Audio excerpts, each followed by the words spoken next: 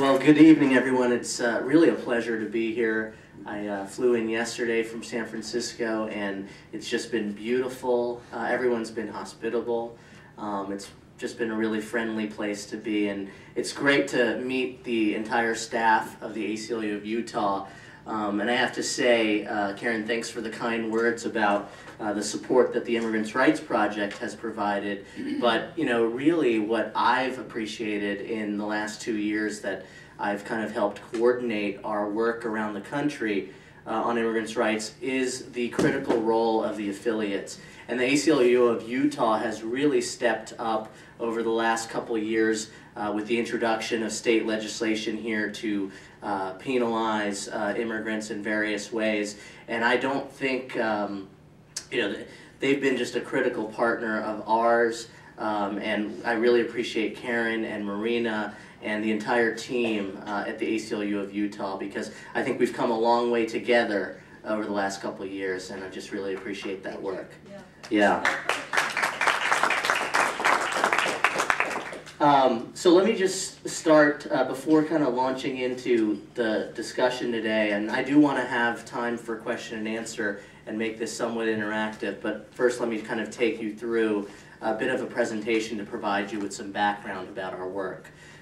So the talk today is really going to be on immigration policy, which has really become a patchwork of policies in the United States over the last several years. Traditionally, immigrants' rights has been the domain of the federal government, which has the authorization under the Constitution and by various acts of Congress to regulate and enforce immigration laws in the United States. Over the last several years, what we've seen is a real frustration that the federal government hasn't acted to reform our immigration system in critical ways. And so states and localities around the country have been quite frustrated and have tried to take immigration reform and enforcement regulation into their own hands.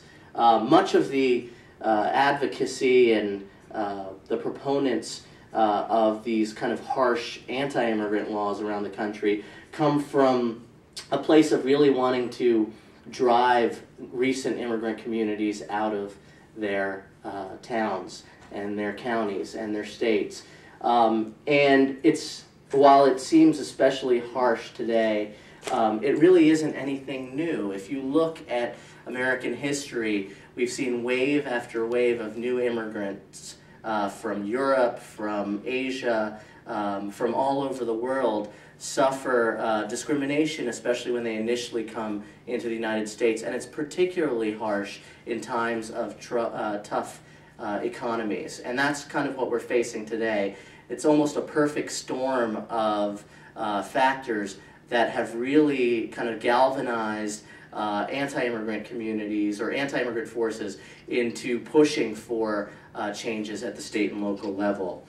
So IRP's role, the Immigrants' Rights Project, has been around since 1987 as a part of the National ACLU, and initially kind of really focused on access to the courts and due process for immigrants in federal immigration proceedings. And what's really happened since 9/11 is we've really started to look at, as an organization, at the critical issues of discrimination and abuses that immigrants face around the country because of state and local actions. And so that's what we're going to talk about today. It's kind of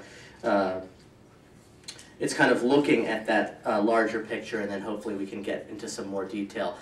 So what I'm going to talk about is really kind of at a bird's eye view level, and so I apologize if we don't get into a lot of detail in the presentation, but I welcome questions that you might have, and we can get into some of those details. So let me start with just the constitutional underpinnings of our work, because we are the ACLU and we are guided by this document.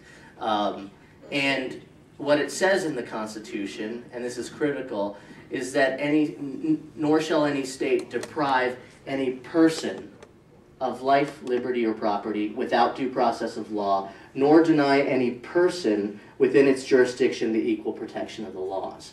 And so the ACLU has, from its founding in 1920, really fought for the constitutional rights of immigrants and non-citizens, because the Constitution doesn't limit these rights to citizens of the United States. And the Supreme Court articulated this most poignantly in a landmark Supreme Court case in 1982, which actually guaranteed free public education for all students, K through 12 students, regardless of their immigration status, in Plyler v. Doe, and recognized that a long line of cases, Supreme Court jurisprudence, has found that aliens, even aliens whose presence in this country is unlawful, have long been recognized as persons, guaranteed due process of the law by the 5th and 14th Amendments.